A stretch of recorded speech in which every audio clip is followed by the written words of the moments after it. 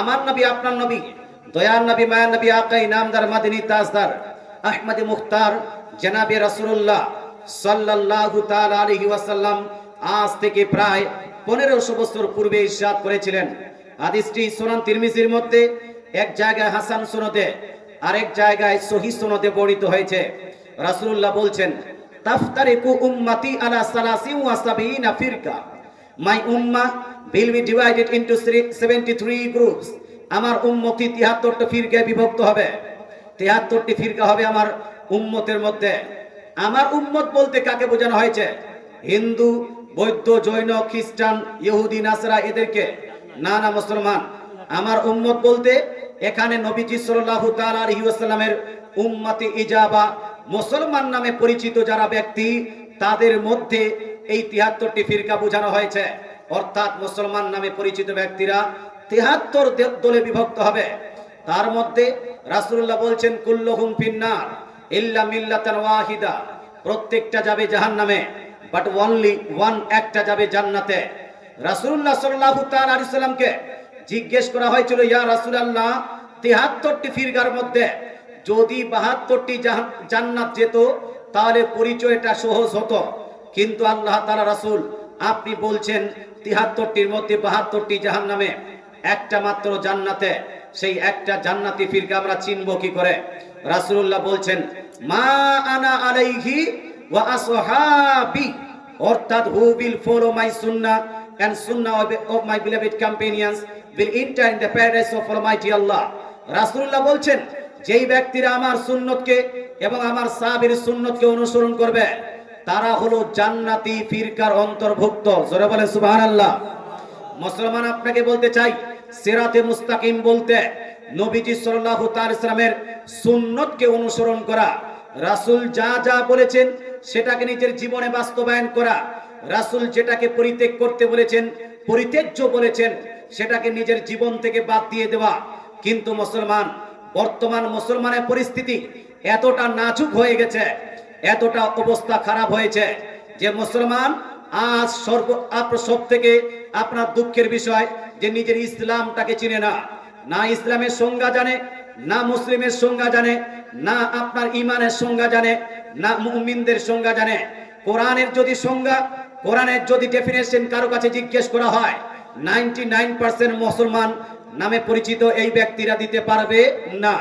আমাদের মধ্যে কোরআন পড়তে জানে এমনটা যদি আপনার অ্যানালাইসিস করা হয়, তাহলে 60% মুসলমান নামে পরিচিত ব্যক্তি এরা কোরআন শরীফ পড়তে জানে না। আর যারা পড়তে জানে তাদের মধ্যে যদি শুদ্ধ কোরআন পড়তে জানে এমন যদি অ্যানালাইসিস করা হয়, তো 98% মুসলমান নামে পরিচিত ব্যক্তি শুদ্ধভাবে কোরআন পড়তে জানে না। আর যদি বলেন হুজুর কোরআনের তরজমা করতে জানে, এমন অ্যানালাইসিস করেন, এমন অ্যানালাইসিস করলে 100 এর মধ্যে 99.9% মানুষ কোরআনের তরজমা জানে না মুসলমান।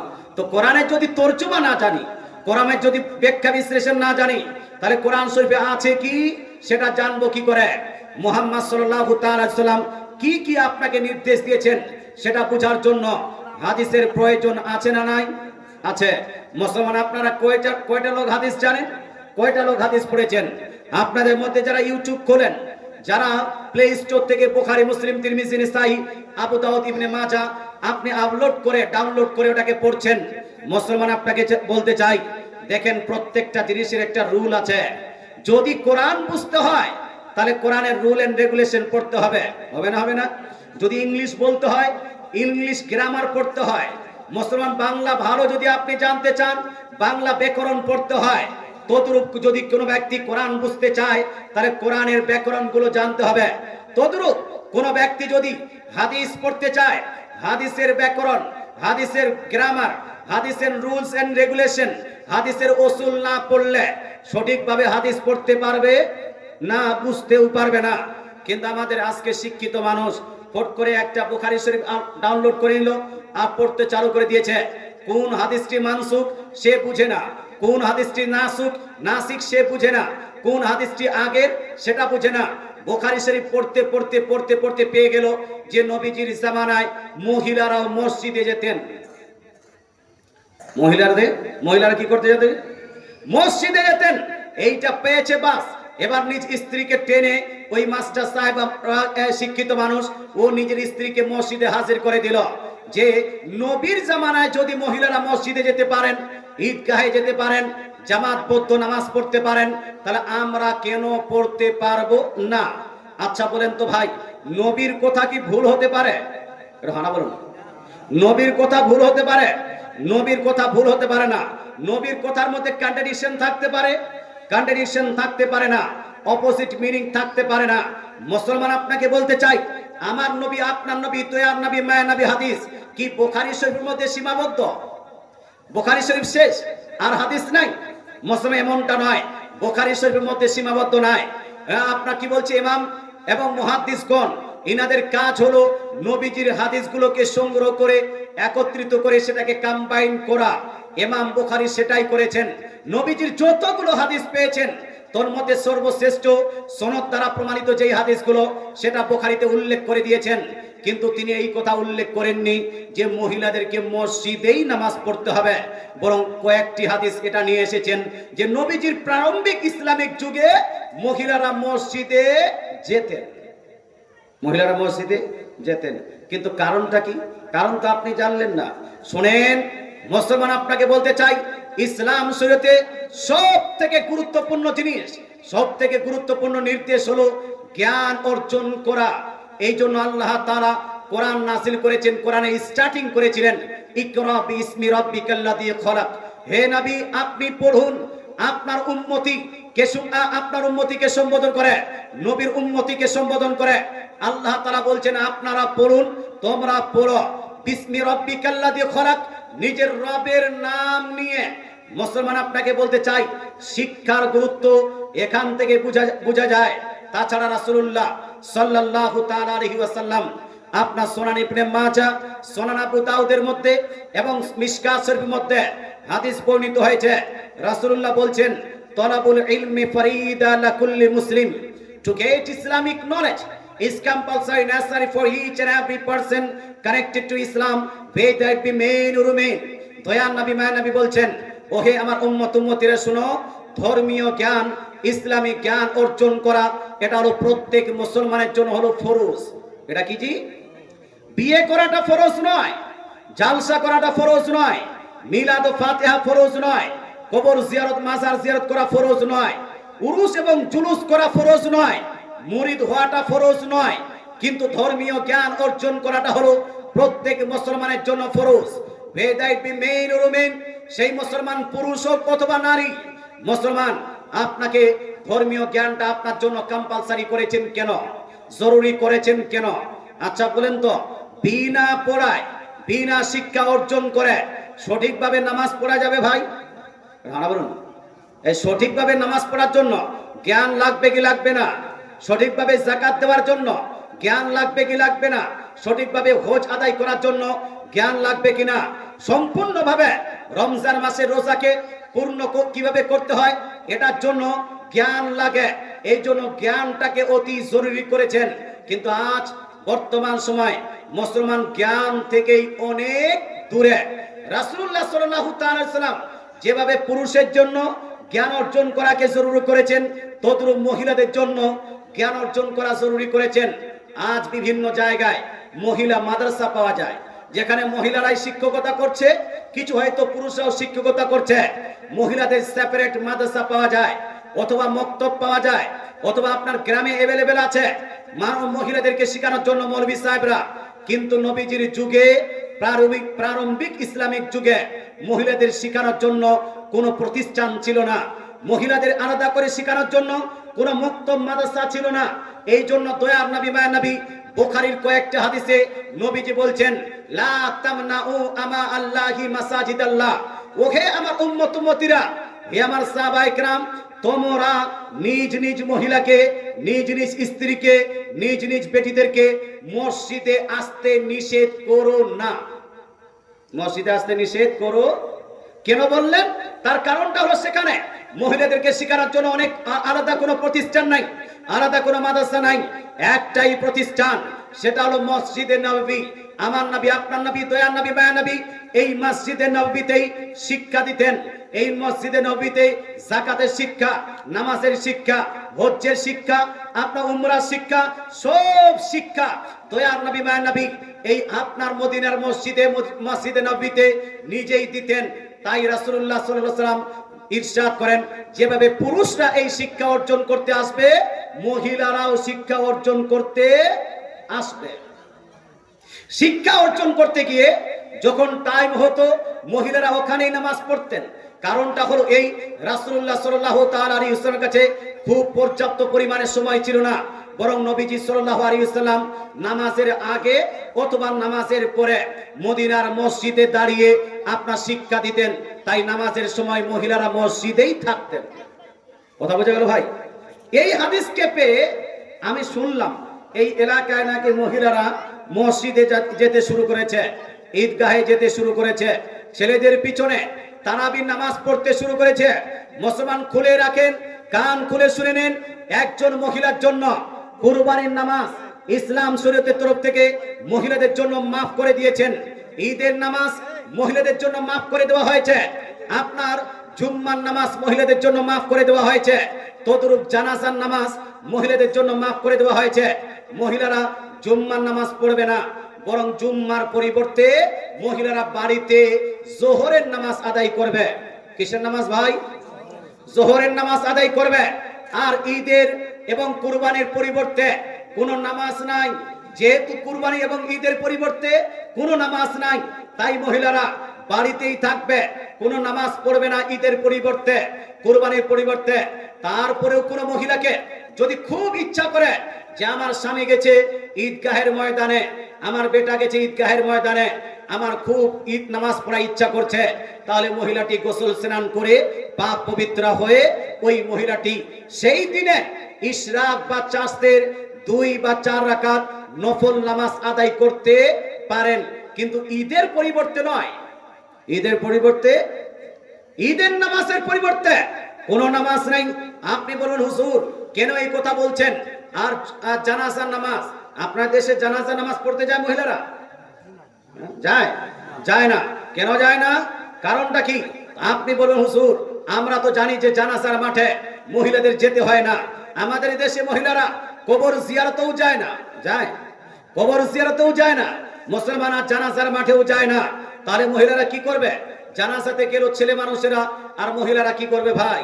আমাদের এলাকায় মহিলারা জানাজায় যখন পুরুষরা যায়, এই মহিলারা বাড়িতে বসে বসে কান্না করে। কান্না করে না? করে না? বুবু মা আপনার কি বলছে, ফুফু করে কান্না করে, হায় হায় করে কান্না করে। কেউ কান্না করতে করতে কাপড় এলোমেলো করছে, কেউ চিৎকার করে কান্না করছে, কেউ মুখে থাপ্পড় মারছে, তো কেউ বুকে থাপ্পড় মারছে, কেউ আবার গুলটি মেরে আপনার কান্না করে বেহুশ হয়ে যায়। তবে ইসলাম শরীয়ত বলছে মৃত্যুকে কেন্দ্র করে, কোন মৃত ব্যক্তিকে কেন্দ্র করে কান্না করা যাবে না, যাবে না। এই প্রসঙ্গে ইসলাম বলে, সহিহ বুখারী শরীফ জিল নাম্বার 1 হাদিস নাম্বার আপনার 1297 মধ্যে নবীজি বলছেন, লাইসা মিন্না মান যারাবাল খুদুদ ওয়া শাক্কাল জুয়ুব ওয়া বিদাওয়াতিল জাহিলিয়া। দয়ার নবী মায়ার নবী বলছেন, সেই মহিলারা, সেই পুরুষরা আমার দলের অন্তর্ভুক্ত হতে পারে না যেই মহিলা, যেই পুরুষ মৃত্যুকে কেন্দ্র করে, কোন মৃতকে কেন্দ্র করে মুখে আঘাত করে, বুকে আঘাত করে, জামা কাপড় এলোমেলো করে, হায় হায় করে কান্না করে। এরা আমার প্রকৃত উম্মতি হতে পারবে না। তাহলে মৃত ব্যক্তিকে কেন্দ্র করে বা কারো মৃত্যুকে কেন্দ্র করে হায় হায় করে কান্না করা যাবে ভাই? যাবে? কাপড় এলোমেলো করা যাবে? যাবে না। গুলটি মেরে কান্না করা যাবে? যাবে না। মুখে বুকে আঘাত করা, এটাও যাবে না। এটা হলো আপনার জাহিলি যুগের কাজ, এটা হলো নোহা করার কাজ, এটা হলো মাতম করার কাজ। ইসলামের দৃষ্টিকোণ থেকে কারো মৃত্যুকে কেন্দ্র করে মাতম করা জায়েজ নয়। এই জন্য তো আমরা শিয়া মতবাদের, ওই যে শিয়াদের কাজ, মুহররমের 10 তারিখে ইমাম হুসাইনকে কেন্দ্র করে হাই হুসাইন হাই হুসাইন বলে কান্না করে, এটাকে আমরা সাপোর্ট করি? সাপোর্ট করেন না। লালবাগ এলাকায় কিছু জায়গায় এটা হয়ে থাকে। লালবাগ কিছু এলাকায় ব্লেড মেরে পিঠকে আঘাত করা থাকে। ইসলাম শরীয়তে মৃত্যুকে কেন্দ্র করে, মৃত ব্যক্তিকে কেন্দ্র করে যদি বুকে হাত দিয়ে আঘাত করা না জায়েজ হয়, যদি মুখে আঘাত করা না জায়েজ হয়, তাহলে ব্লেড মেরে পিঠ থেকে রক্ত বের করাটা জায়েজ হবে ভাই? জায়েজ হবে? জায়েজ হবে না। এই জন্য বলতে চাই, মৃত ব্যক্তিকে কেন্দ্র করে মহিলাদের আজকাল যে কান্না, এই কান্নাটা সঠিক নয়। যদি কাঁদতেই চান তাহলে কন্ট্রোলে কাঁদতে হবে। যদি কান্না করতে চান তাহলে কান্না হবে, তবে অশ্রু ঝরবে, কিন্তু চিৎকার হবে না। অশ্রু ঝরবে, আপনি ঘরের ভিতর থাকবেন, সবারই সামনে গিয়ে কাপড় এলোমেলো করতে পারবেন না। এটা আপনার জন্য জায়েজ নয়। আমি যেটা বলছিলাম সেটা হলো এই, জুম্মার পরিবর্তে মহিলারা বাড়িতে জোহরের নামাজ আদায় করবে। ঈদ এবং কুরবানির পরিবর্তে কোনো নামাজ নাই, তবে বাড়িতে তারা নফল নামাজ আদায় করতে পারে। জানাজা মহিলারা নয়, পুরুষরা জানাজা অংশগ্রহণ করবে। আর মহিলারা বাড়িতে বসে বসে কি করবে? কোরআনের তেলাওয়াত করবে। জোরে বলে সুবহানাল্লাহ। কি করবে ভাই? কোরআন তেলাওয়াত করবে, তাসবিহ তাহলিল পাঠ করবে, জিক্র আজকার করবে, সূরা আপনার ইখলাস পাঠ করবে, অথবা দোয়া ইউনুস পাঠ করবে, কালেমা শরীফ পাঠ করবে। যা পাঠ করবে, জিক্র আজকার, এই সমস্ত নেকি মৃত ব্যক্তিদের কাছে পৌঁছে যাবে। জোরে বলে সুবহানাল্লাহ। তবে ভাই আপনাকে বলতে চাই, আল্লাহ তাআলা রাসূল সাল্লাল্লাহু তাআলা আলাইহি ওয়াসাল্লাম ইরশাদ করেছেন, হাদিসটি আপনার সুনান আবু দাউদ জিল নাম্বার 1 হাদিস নাম্বার 31-23 এর মধ্যে লিপিবদ্ধ আছে। রাসূলুল্লাহ বলছেন, ইকরাউ ইয়াসিন আলা মাউতাকুম। দয়ার নবী মায়ের নবী ইরশাদ করেন, তোমরা তোমাদের মৃত ব্যক্তিদের পাশে, মৃতের পাশে সূরা ইয়াসিন তেলাওয়াত করো। কি করো ভাই? সূরা ইয়াসিন তেলাওয়াত করো। কেউ যদি মারা যায়, তার মৃত ব্যক্তির পাশে বা মরে যাওয়ার আগে মৃত্যু হবে এইরকম একটা ভাব তৈরি হয়েছে, এই সময় মৃত্যু হচ্ছে এইরকম ভাব সময়, আপনি যদি তার পাশে বসে মৃত্যু শব্দে খুব চিৎকার করে নয়, কারণ খুব চিৎকার করে যদি আপনি কোরআন পড়েন আর ওই আপনার ব্যক্তিরা যদি বিরক্তিবোধ মনে করে, তাহলে এখানে গুনাহ হতে পারে। ওই মানুষটাকে যদি খারাপ লাগে, হয়তো উল্টোপাল্টা কথা বলতে পারে। আস্তে আস্তে করে তার পাশে যদি আপনি সূরা ইয়াসিন পাঠ করেন, তাহলে তার রূহ কবজ হতে, তার রূহ বের হতে আসানি হবে। জোরে বলেন সুবহানাল্লাহ। কি হবে ভাই? আসানি হবে। ইমাম ইবনে হাজার আসকালানী রাহমাতুল্লাহি আলাইহি এবং ইমাম ইবনে কাসির রাহমাতুল্লাহি আলাইহি তাফসীর ইবনে কাসিরের মধ্যে বলছেন, যখন মানুষ মরছে ভাব, সেই সময় যদি ওখানে বসে সূরা ইয়াসিন পাঠ করা হয়, তাহলে সেখানে আল্লাহর রহমত বরকত নাযিল হয় এবং সেই ব্যক্তির মৃত্যুতে আসানি হবে, কঠিন হবে না। তাই আমাদের পাঠ করা উচিত। মানুষ মারা গেল, মানুষ মারা যাওয়ার পরে এদিকে সেদিকে চিৎকার না করে তার পাশে বসে আপনি যদি কোরআন তেলাওয়াত করতে চান, এইটাও জায়েজ আছে, এটাও আপনার রহমতের কাজ। তবে আমাদের দেশে যখন মানুষ কোরআন তেলাওয়াত করে মৃত ব্যক্তির পাশে, তখন দুইটা মিস্টেক করে। এক, যে মৃত ব্যক্তির পাশে বসে গেছে, বসে গিয়ে কয়েকজন মানুষ জোরে জোরে কোরআন পড়ছে। জোরে জোরে কোরআন পড়া যাবে না, কারণ কয়েকজন মানুষ যখন পড়বে তখন আপনার জোরে নয়, আস্তে করে পড়তে হবে। একজন মানুষ যদি পড়ে, বাকি সমস্ত ব্যক্তিরা যদি শ্রবণ করে, এই ক্ষেত্রে একজন ব্যক্তি জোরে তেলাওয়াত করতে পারবে। তবে কয়েকজন মানুষ পড়লে সবাইকে আস্তে আস্তে পাঠ করতে হবে। 2 নাম্বার ভুল, যে অনেক সময় দেখা যায় মানুষ মারা গেছে, মৃতর পাশে কয়েকজন মহিলাকে বসিয়ে দিয়েছে, মহিলারা কোরআন তেলাওয়াত করছে আস্তে আস্তে করে আওয়াজ করে অথবা জোরে জোরে আওয়াজ করে। না না মুসলমান, মহিলারা যদি মৃতের পাশে কোরআন তেলাওয়াত করতে চায়, তাহলে একমাত্র পর্দার স্থানে পাঠ করতে পারবে। মৃত আছে আর কেউ নেই, চতুর্দিকে পর্দা আছে, এই সময় মহিলাটা পাঠ করতে পারবে। আর যদি ওপেন প্লেসে মৃত ব্যক্তিকে রাখা হয়, তাহলে মহিলা সেখানে পাঠ করবে না, বরং ঘরের ভিতরে যাবে আর পর্দার সহিত সেখানে পাঠ করবে। চিৎকার করে পাঠ করতে পারবে না, তাকে কোরআন আস্তে করে পাঠ করতে হবে, জোরে পাঠ করা যাবে না। কারণ এই আপনার মহিলাদের আওয়াজের মধ্যেও পর্দা আছে। এই জন্যই তো মহিলাদের যখন জালসা হয়, স্পেশাল জালসা, বক্তাও মহিলা, শ্রোতাও মহিলা, সেখানে কি পাবলিক পুরুষরা যায়? পুরুষরা যায় না কেন? তার কারণটা হলো মহিলাদের প্রতি নজর দেওয়াটা হারাম। মহিলাদের আপনার আওয়াজের মধ্যে পর্দা আছে, এই জন্য আওয়াজটা শোনানো আমাদের জন্য জায়েজ নয়। এই জন্য স্পেশাল করে মহিলা বক্তা, মহিলা শ্রোতা, সাউন্ড আসতে, তাহলে আর পর্দা যদি ঘিরাঘারা থাকে আপনার ওই প্যান্ডেল, তাহলে সেখানে জালসা করা তাদের জন্য জায়েজ হবে না? হবে না? জায়েজ হবে। অনেকগুলো মহিলাকে দেখা যায়, কিছুদিন পূর্বে রমজান মাস গেছে, বা এই রমজান মাসে মহিলারা কোরআন তেলাওয়াত করে না? করে না? আপনাদের দেশে হয়তো করে না, পুরুষরা করে আপনাদের দেশে, না? পুরুষরা করে না? মুসলমান পুরুষের কাছে তো টাইমই নেই, দাদাগিরি করতে করতে টাইম শেষ, বাবুগিরি করতে করতে টাইম শেষ, নেতাগিরি করতে করতে টাইম শেষ। আর যদি কোনো টাইম না পায় তাহলে দোকানে গিয়ে লুডো খেলতে খেলতে টাইম শেষ, এর ওর গুজব করতে করতে টাইম শেষ। দেখবেন মহিলারা বাড়ির সমস্ত কাজও করবে আর একটা টাইম বের করে আবার কোরআন তেলাওয়াতও করবে। আছে না নাই? আছে। পুরুষ, আপনাকে বলতে চাই, পুরুষের অনেকগুলো জিনিস বর্তমান খারাপ হতে চলেছে। সব থেকে বেশি নামাজ কাজা করে নামাজ থেকে বিরত থাকে এই পুরুষরাই, থাকে না? থাকে না? মুসলমান, আপনাকে বলতে চাই, এই পুরুষকে দেখবেন এই শাওয়াল মাসের কয়েকটা রোজা আছে, নফল রোজা, যেই রোজার ফজিলতটা হলো এই, আমার রাসূলুল্লাহ সাল্লাল্লাহু তাআলা আলাইহি ওয়াসাল্লাম ইরশাদ করেছেন সহিহ মুসলিম শরীফ জিলদ নাম্বার 1 এর মধ্যে, মান সামা রমাযান সুম্মা আতবাহু সিত্তাম মিন শাওয়াল। দয়ার নবী মায়া নবী বলছেন, কোন ব্যক্তি যদি রমজান শরীফের রোজা আপনার রাখে, তারপরে পরে শাওয়াল মাসের 6টি রোজা পালন করে, কয়টি রোজা? 6টি রোজা পালন করে, কানা কা সিয়ামিদ দাহর, এই ব্যক্তি গোটা বছর রোজা রাখলে যতটা নেকি পাবে, রমজান মাসের পরে এই 6টি রোজা রাখলে সম পরিমাণ, অর্থাৎ গোটা বছরের রোজা রাখার নেকি তার নামায় আমলে লিপিবদ্ধ করা হবে। জোরে বলে সুবহানাল্লাহ। মুসলমান, আপনাকে বলতে চাই, 6টা রোজা শাওয়াল মাসে রাখা হলো নফল কাজ, এটা বিশাল ফজিলতের কাজ। 11 মাস রোজা রাখার নেকি পাওয়া যায় এই 6টি রোজা রাখলে। কিন্তু আমি কোনোদিন দেখিনি যে কোন পুরুষ এই 6টা রোজা রেখেছে। মহিলারা রাখে, রাখে না? রাখে না? মহিলারা রাখে। মহিলারা দেখবেন রমজান মাসে থাকা কালীন যদি কারো মিন্স হয়েছে, মাসিক হয়েছে, কেউ যদি নাপাক হয়েছে, এই নাপাক অবস্থায় মহিলারা কি রোজা রাখতে পারবে? পারবে জি?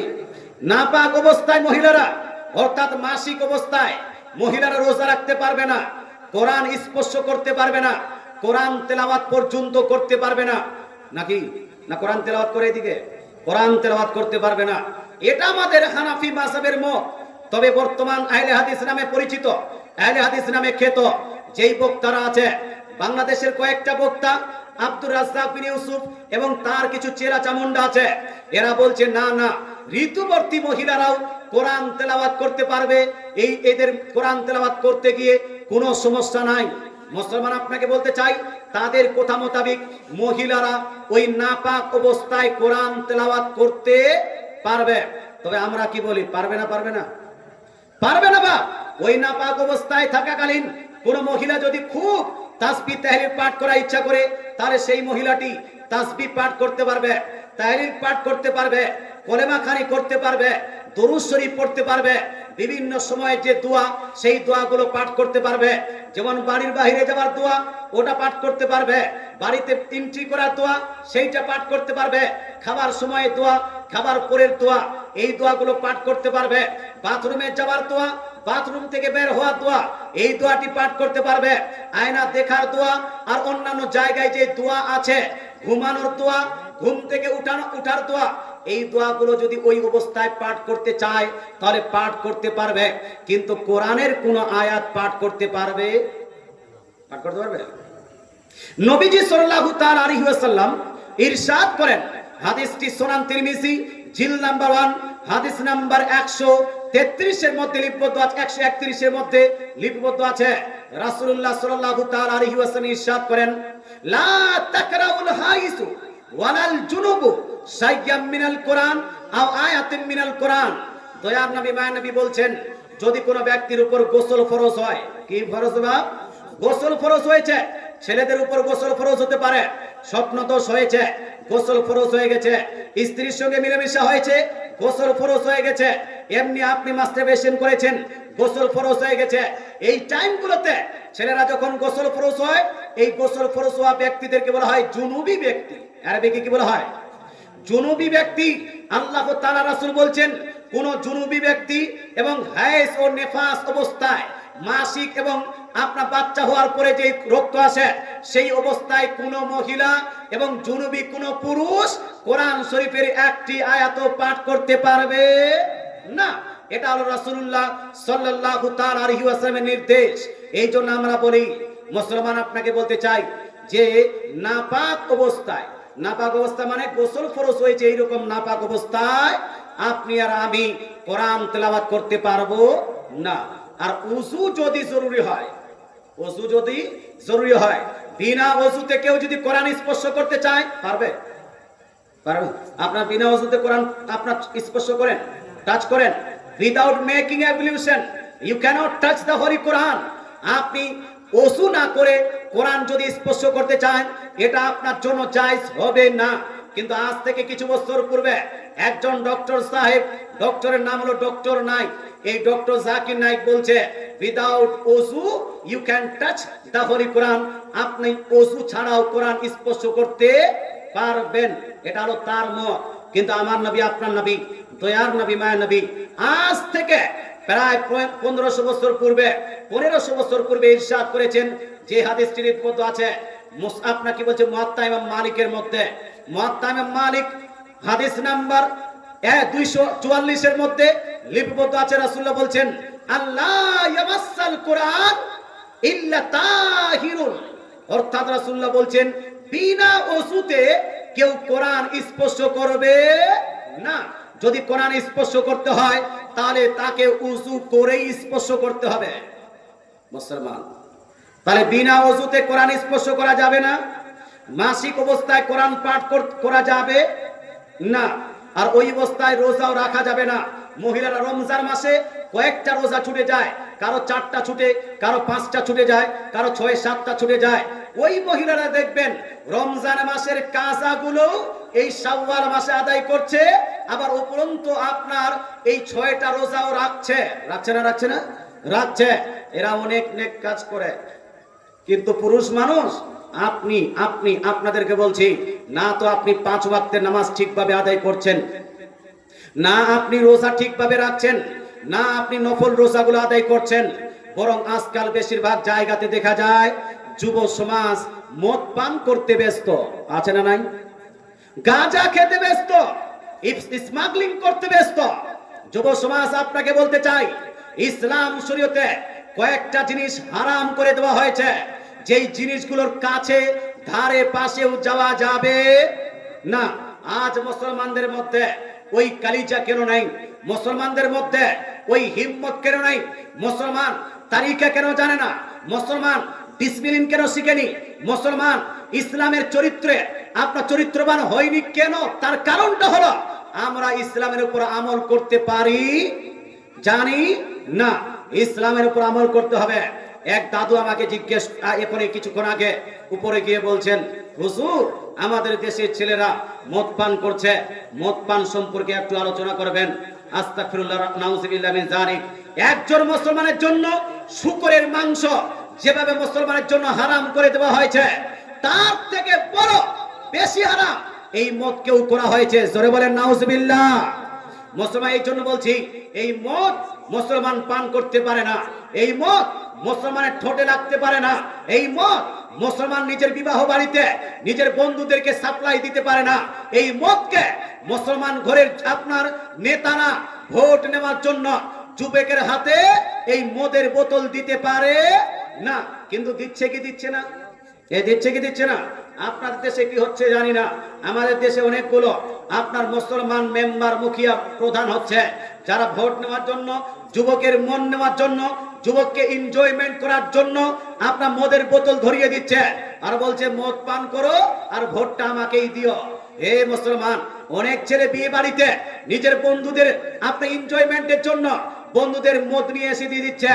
শুনুন, আমার নবী, আপনার নবী, দয়ার নবী, মায়ের নবী, আকাই নামদার, মদিনী তাজদার, আহমদে মুখতার, জনাবি রাসূলুল্লাহ সাল্লাল্লাহু তাআলা আলাইহি ওয়াসাল্লাম ইরশাদ করেন, সুনান ইবনে মাজার হাদিস, নবীজি বলছেন লা তাশরাবিল খামার, লা তাশরাবিল খামার ফা ইন্নাহা মিফতাহু কুল্লি শার। দয়ার নবী, মায়ের নবী বলছেন, ওহে আমার উম্মত উম্মতিরা, তোমরা খবরদার খবরদার মদ পান করবে না। কি পান করা যাবে না? গাঁজাও খাওয়া যাবে না, ড্রাগস ব্যবহার করা যাবে না। তারপর আরো কিছু আপনার বের হয়েছে, এই আফিম ব্যবহার করা যাবে না, মদ পান করা যাবে না। রাসূলুল্লাহ বলছেন মদ পান করবে না কেন? নবীজি বলছেন ফা ইন্নাহা মিফতাহু কুল্লি শার, কারণ মদ পান করাটা হলো প্রত্যেক গুনাহের স্টার্ট, প্রত্যেক গুনাহের জড়।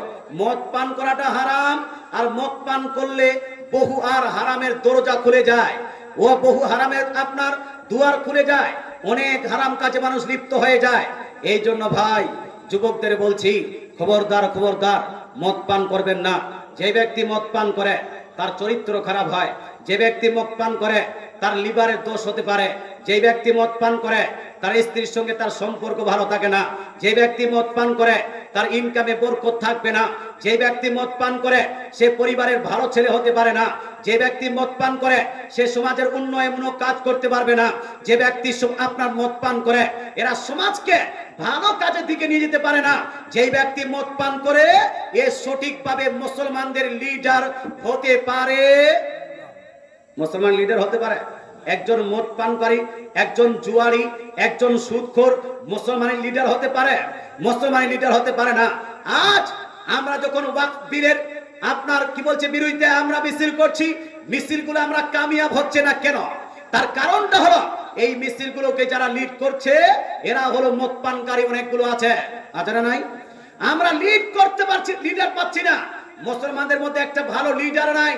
আর যে ভালো লিডার হয়ে থাকবে তাকে মানুষ ভোট দিবে না, তাকে মানুষ বিজেপির দালাল করে দিবে। কথা বোঝা গেল? আজ যখন ওয়াকফ বিল পাস হচ্ছিল, পার্লামেন্টে সব থেকে বেশি যদি এই বিলের বিরোধিতা করেছেন সেটা হলো ব্যারিস্টার আসাদুদ্দিন ওয়াইসি। কি ভুল বললাম বা? ব্যারিস্টার আসাদুদ্দিন ওয়াইসি সব থেকে বেশি এই আপনার বিলের বিরোধিতা করলো। কিন্তু বাংলার যদি কোনো জায়গাতে এই ব্যারিস্টার আসাদুদ্দিন ওয়াইসি কোন ক্যান্ডিডেট দিয়ে দেয়, তাহলে দেখবেন বাংলার মুসলমান মানুষেরাই বলবে এ হলো বিজেপির দালাল, বিজেপির দালাল। তো তৃণমূলকে ভোট দিয়ে আপনি কি করে নিয়েছেন? এই আপনার কি বলছে আপনার এই বিলটা কি আটক করতে পেরেছেন? পারেননি তো। মুসলমান আপনাকে বলতে চাই, আমি বলতে চাই, যদি আসল ভাবে খতিয়ে দেখেন তো দেখবেন ভারতের বুকে মুসলমান লিডার ছাড়া অন্য যে কোনো লিডার হোক মুসলমানের কেউ আপন হতে পারে? পারে পারে? মুসলমানের আপন হতে পারে না।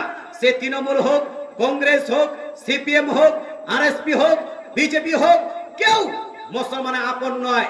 মুসলমানের একমাত্র আপন হতে পারে তারা যারা মুসলমান লিডার হয়, মুসলমানদের জন্য লড়াই করবে। আমি বলছি না যে আপনার মিম পার্টিকেই ভোট দেন, বরং আপনি যে কোনো পার্টিকে ভোট দেন, আপনার ক্যান্ডিডেট মুসলমান আছে কিনা, আর সঠিক মুসলমান আছে কিনা, ন্যায়পরায়ণ মুসলমান আছে কিনা, ন্যায্য মুসলমান আছে কিনা, এটা দেখার দরকার আছে কি নাই? আছে না নাই? আছে। তাহলেই তো কথা বলবে।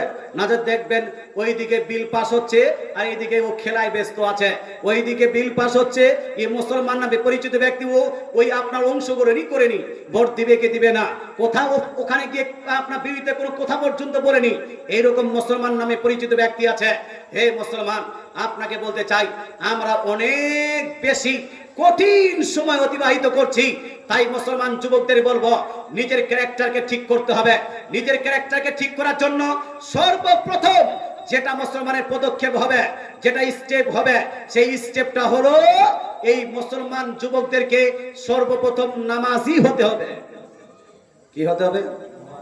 নামাজি হতে হবে। যখন নামাজি হবেন, নামাজি হলে আস্তে আস্তে নামাজ মানুষকে বেহাই আর আপনার নোংরা কাজ থেকে আস্তে আস্তে বিরত রাখবে। নামাজ পড়তে যাবেন, আস্তে আস্তে আপনার মদ পান ছুটবে। নামাজ পড়তে যাবেন, আস্তে আপনার কি বলছে লুডু খেলা ছুটবে। মুসলমান, আপনি নামাজ পড়তে যাবেন, আস্তে আস্তে করে জুয়া খেলা বন্ধ হয়ে যাবে, সুদখোরি বন্ধ হয়ে